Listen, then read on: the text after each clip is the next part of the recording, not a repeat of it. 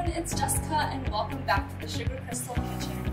I'm so excited to share with you guys that I'm starting this new video series called Back to Basics at the Culinary Institute of America, and in this video series I'll be going through the baking and pastry fundamentals that I've been learning here at school. And on this very first episode I'm going to be showing you guys a very basic recipe called Genoise, and this is a classic French sponge cake that we use countless times here at school. So let's get right into the recipe. So to begin, we're going to start by preheating the oven to 325 degrees Fahrenheit. Next, in the bowl stand mixer, we're going to crack in 9 whole eggs. And to the bowl, you're going to also throw in 9 ounces of granulated sugar, and then just take a whisk and beat those well together. So here I just have a pot of water that's been simmering away, and we're going to heat our egg sugar mixture over a double boiler until it reaches 120 degrees Fahrenheit. And we do this so that we can dissolve all the sugar granules into the eggs, and this is what we call warm foaming method.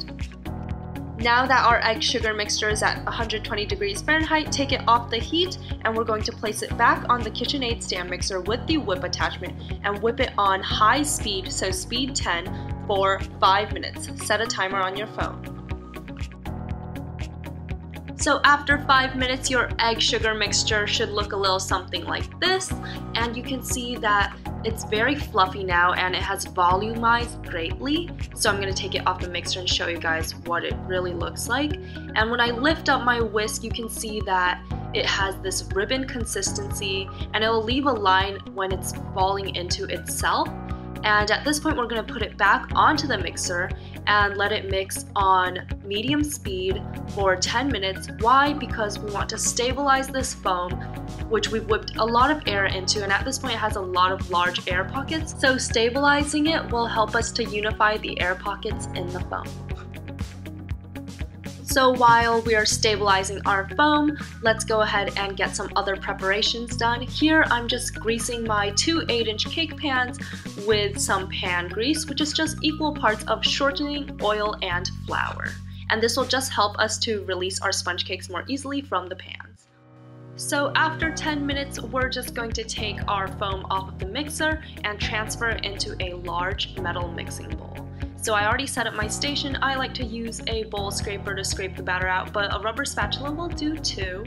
And if you have a friend, just grab him or her and have them sift your 9 ounces of cake flour directly into that large mixing bowl. And you're going to kindly ask your friend to gradually sift in the cake flour a little bit at a time so that you can incorporate it into your egg foam. If you don't have a friend, it's totally okay for you to sift it ahead of time onto a sheet of parchment and gradually add it in as you mix. At this point, we're not looking to fully incorporate the flour, so just have all of it sifted in and fold until there are still some bits and pieces of flour that you can see in the batter. Now here I'm just going to take a small amount of the batter that we just mixed and sacrifice it into 3 ounces of oil and 1/4 ounce of vanilla extract. So when I say sacrificing, what I basically mean is to mix the life out of your batter into this oil and vanilla so that it'll incorporate the oil into the egg and sugar mixture better.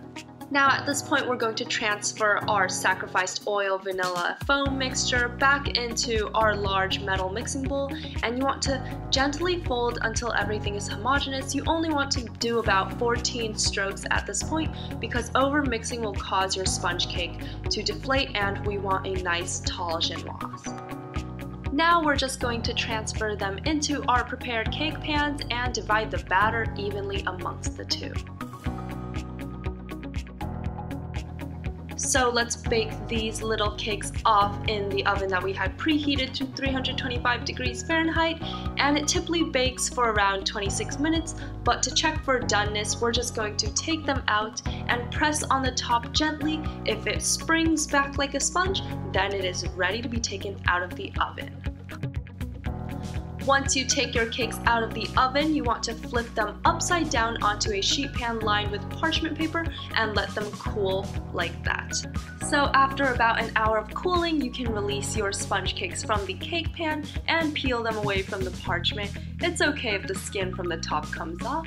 Why? Because we're going to coat it in cream eventually. But watch how this cake springs back when I press it. It's a lovely sponge cake. To store our Genoise, I'm just taking a sheet of plastic wrap and wrapping the sponge tightly.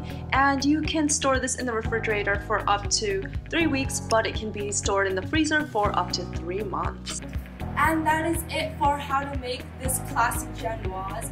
I hope you guys enjoyed this first episode. In a future upload, I will show you guys how to cut, ice, and use this cake in a variety of ways. But for now, thank you guys so much for watching, and I will see you guys all on the next episode. Bye!